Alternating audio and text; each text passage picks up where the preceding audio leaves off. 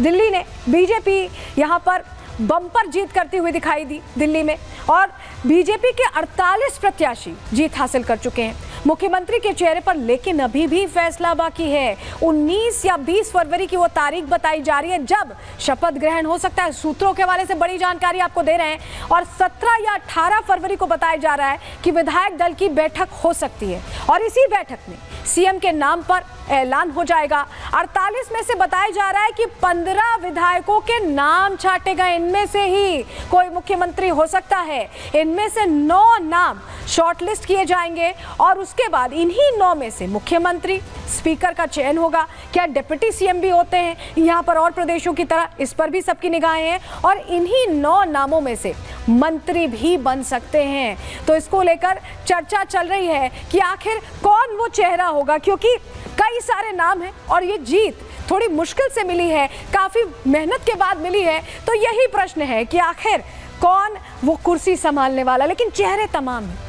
कौन कौन से चेहरे सबसे ज्यादा चर्चा में चल रहे हैं, अब वो जानकारी हम आपके सामने प्रहार में रखने जा रहे हैं, आपको बताने जा रहे हैं कौन कौन से वो चेहरे हो सकते हैं जो कि आगे बढ़ गए हैं लिस्ट में। सबसे पहले प्रवेश वर्मा, इनका नाम तो बहुत ज्यादा चल रहा है क्योंकि इन्होंने शिकस्त भी अरविंद केजरीवाल को दी है। दिल्ली में बीजेपी का जाट चेहरा है, और 13 में से 11 जाट सीटें बीजेपी जीत गई है। ये इनके लिए प्लस का काम कर रहा है। जाट सीएम की दावेदारी ऐसे में मजबूत होती दिखाई दे रही है। प्रवेश पूर्व सीएम साहिब सिंह के बेटे भी हैं, और ऐसे में उनका नाम चला। दूसरा नाम देखिए, दूसरा नाम रेखा गुप्ता का सामने आ रहा है। महिला नेतृत्व देने के कयास भी लगाए जा रहे हैं कि महिला को इस बार कुर्सी दी जा सकती है। रेखा गुप्ता का नाम सबसे ऊपर ऐसे में चल रहा है। शालीमार बाग से विधायक हैं, और क्या इन्हें मौका मिलेगा ये देखने वाली बात है। एबीवीपी से भी जुड़ी रही हैं।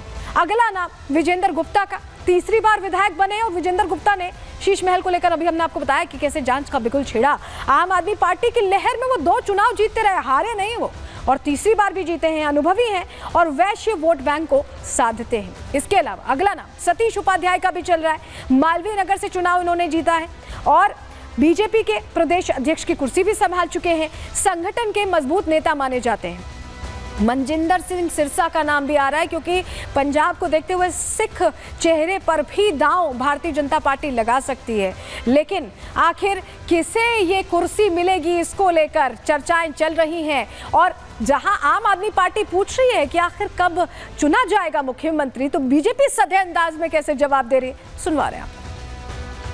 कल परसों में हमारी पार्लियामेंट्री बोर्ड की बैठक होगी, आपके सामने दिल्ली का नया मुख्यमंत्री आ जाएगा। अभी हमारी बैठक, अभी हमारे पर्यवेक्षक जल्दी तय हो जाएंगे, और उसके बाद हमारी बैठक 1-2 दिन में हो जाएगी, और तुरंत इससे जल्दी ही आपको और दिल्ली के लोगों को ये सब जानकारी मिलेगी। मेरा ख्याल है कि देखिए 20 से पहले तो करना ही है, तो 17 को 18 को ऐसा लगभग होना चाहिए।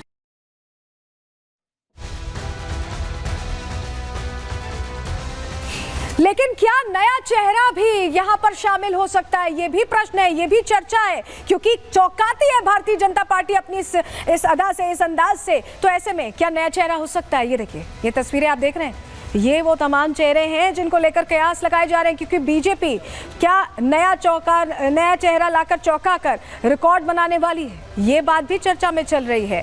बीजेपी को आज चौंकाने का रिकॉर्ड रहा है, और ऐसे में मध्य प्रदेश, राजस्थान की बात कर लें, उत्तराखंड की बात कर लें, तो ऐसे ही नए चेहरों पर दाव लगाया गया है। किसी नए चेहरे पे में ऐसा कहा जा रहा है कि यहाँ भी दाव लगा सकती है भारतीय जनता पार्टी। उत्तम नगर विधायक पवन शर्मा की भी संभावनाएं तेज हैं। वहीं अजय महावर, राजकुमार भाटिया का भी नाम यहां मुख्यमंत्री के तौर पर सामने आ रहा है। पंकज सिंह और अभय वर्मा को लेकर भी संभावना जाहिर की जा रही है। ये 5 चेहरे बीजेपी के पुराने कार्यकर्ता हैं, और ऐसे में संगठन के लिए इनकी ईमानदार छवि है। तो क्या इस ईमानदारी का तोहफा इन चेहरों को मिलने वाला है, ये भी चर्चा का विषय बना हुआ है। तो ये देखा गया है कि भारतीय जनता पार्टी कई बार ऐसा करती है कि कई चेहरों को ऐसे चुनती है जो चौंकाते हैं, हैरान करते हैं कि क्या इनको मौका दिया गया है, ये कौन है। कई लोग पहचानने की कोशिश करते हैं। हमारे साथ हमारे सहयोगी गणेश सीधे जुड़ रहे हैं। गणेश, आप बैठक में पहुंचने वाले हैं, मुझे जानकारी मिली थी 6 बजे की बैठक है, और चर्चा यही है कि क्या इस बैठक में भी इसका भी मुद्दा रहेगा कि दिल्ली में मुख्यमंत्री कौन बनेगा। क्या आप सुन पा रहे हैं वहां, जरा बताइए। देखिए, इस बैठक के अंदर तो मुख्यमंत्री कौन बनेगा इसको लेकर जरा से भी चर्चा नहीं होने वाली है। समीक्षा बैठक है और हर महीने बीजेपी की समीक्षा बैठक होती है। ये बैठक इसलिए महत्वपूर्ण हो जाती है कि दिल्ली विधानसभा चुनाव के बाद ये समीक्षा बैठक पहली बैठक होने जा रही है, क्योंकि अभी तक क्योंकि दिल्ली विधानसभा चुनाव चल रहा था, सभी लोग उसी में उलझे हुए थे। तो अब समीक्षा बैठक कब होने जा रही हो, अमूमन ये पहले सप्ताह या इस तरीके से हो जाती थी बैठक। अब ये देखिए, दिल्ली विधानसभा का चुनाव 8 तारीख को नतीजे आ गए, लेकिन सभी को इंतजार है कि दिल्ली का उनका अगला मुख्यमंत्री कौन होगा, क्योंकि बीजेपी ने अपने लगभग 27 वर्षों का दिल्ली में जो सूखा है वो खत्म किया है। ओपी कोहली उस समय अध्यक्ष हुआ करते थे जब दिल्ली ने विधानसभा चुनाव जीता था, और अब जो अध्यक्ष दिल्ली बीजेपी के वीरेंद्र सचदेवा हैं। यानी अंतराल देख लीजिए कितना बड़ा अंतराल है, और चेहरा कौन होगा अभी किसी को नहीं भनक लग पा रही है। सब कयास लगा रहे हैं, या सरल शब्दों में कहें कयासों का बाजार गर्म है, सब कोई अपने ओर से नाम टॉस कर रहा है। देखने वाली बात होगी कि किसके नाम की टॉस सही हो पाएगा। अच्छा गणेश, कहा यह जा रहा था कि अमेरिका से प्रधानमंत्री जब लौट आएंगे तो संगठन ने सोचा हुआ है नाम, उसके बाद उस पर चर्चा होगी, उसके बाद विधायक दल की बैठक होगी, और उसके बाद वो सरप्राइज पैकेज, वो लॉटरी निकलेगी जिसमें मुख्यमंत्री कौन बनेगा ये पता चलेगा। लेकिन नाम जो चर्चा में बने हुए हैं उसमें आप क्या सुन पा रहे हैं, किसका नाम सबसे आगे चल रहा है, जरा दर्शकों को बताइए। देखिए, सबसे सरल जवाब मैं आपको दे देता हूं। बीजेपी अपने सरप्राइज के लिए जानी जाती है। राजस्थान का उदाहरण हमने देखा है, वसुंधरा राजे चेयर पर बैठी होती है, राजनाथ जी उन्हें पर्ची पकड़ाते हैं, उससे उनके चेहरे पर किस तरीके से मुस्कान होती है, उन्हें तक नहीं पता होता है कि कौन जा रहा है मुख्यमंत्री राजस्थान का बनना।